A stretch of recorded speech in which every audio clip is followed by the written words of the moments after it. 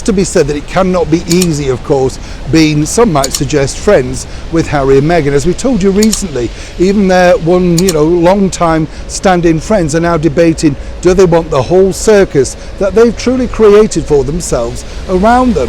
One person, though, that so far has stuck with Harry and Meghan, seemingly through thick and thin, is none other than the film producer Tyler Perry. Now, if like me you'd never truly heard of him until that particular association, you couldn't be wrong. But he's a very successful person in his own right, creating a billion-dollar industry and seemingly making very well-respected productions.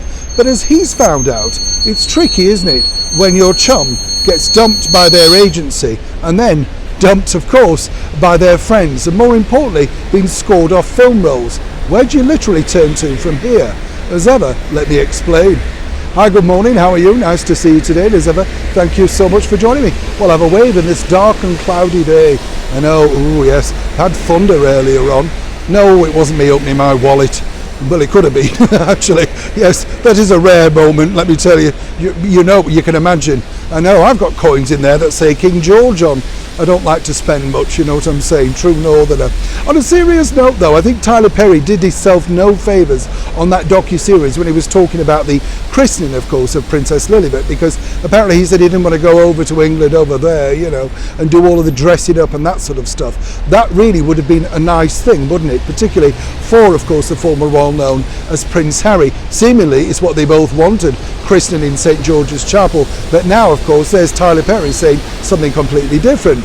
But now Mr. Perry has a bigger problem on his hands because he's got a brand new film coming out via, of course, Harry and Meghan's mega-busting company, Netflix. Now this film looks pretty spectacular, let me tell you. It's an historical venture, beautifully filmed with a big cast list, including Kerry Washington and none other than another good chum of Prince Harry, some might not say Meghan Markle, but Oprah Winfrey. Let me explain. After a full century has passed since the end of the Second World War, but new stories about the quiet heroism of everyday individuals continue to come to light.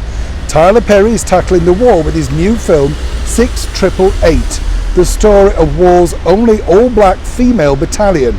Perry wrote it and directed it with his fourth effort for Netflix. Now, joining the cast, as I say, are some incredible people, including Shanice Shantae, Jay Reeves, Dean Norris and the aforementioned Oprah Winfrey. The bigger problem is this. Another person that's now obviously in the movie and not necessarily going to paint a great picture in the publicity is this lady, Susan Sarandon. That's right, dumped by her agency after those very ill-advised comments, quite frankly, in the public domain, and now being scorned by many people. But not so apparently by Tyler Perry. But how will this play out for the beleaguered Netflix, who must wonder every time they have a new production there's some negativity attached? Well, according to a well-placed source, apparently Miss Sarandon will be stepping back from promotional duties of her role in this particular movie. But nonetheless, it could have a detrimental effect on the success of this because, quite frankly, her career is now over.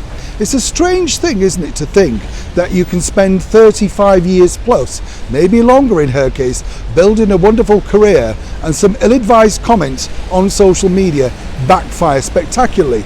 Yes, she's apologised, but seemingly it's not enough. Even executives at Netflix are very concerned about how they will find the reaction to her appearance in such a star-studded movie. Oh, and guess what? None of the stars being interviewed are allowed to ask about the inclusion of Susan Sarandon.